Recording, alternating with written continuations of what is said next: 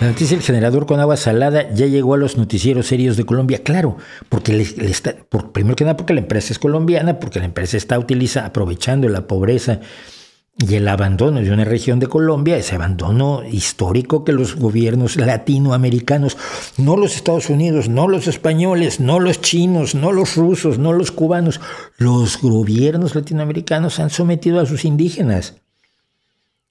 Mientras les cuentan en el discurso oficial, ¡ay, es que ustedes están mal por culpa de los españoles! No, si el que está mandando eres tú y tú eres el que está haciendo esto. Entonces el abandono a los indígenas y de pronto que una empresa venga, ¡ay, les voy a dar la electricidad que no les ha podido dar el gobierno colombiano! Entonces salen los medios. Es un truco, por supuesto, sucio de la empresa para que hablen de ella. Y es una llamada de atención hacia ese abandono de los grupos indígenas del que se ha vanagloriado, en el que se han chapoteado asquerosamente los gobiernos latinoamericanos. Pero, ay no, el imperialismo, ay no, es que hace 500 años llegaron los españoles y por eso tú hoy no te doy electricidad o no te pongo escuela o no te permito que te cases con quien quieras porque tus padres te pueden vender legalmente, ¿no?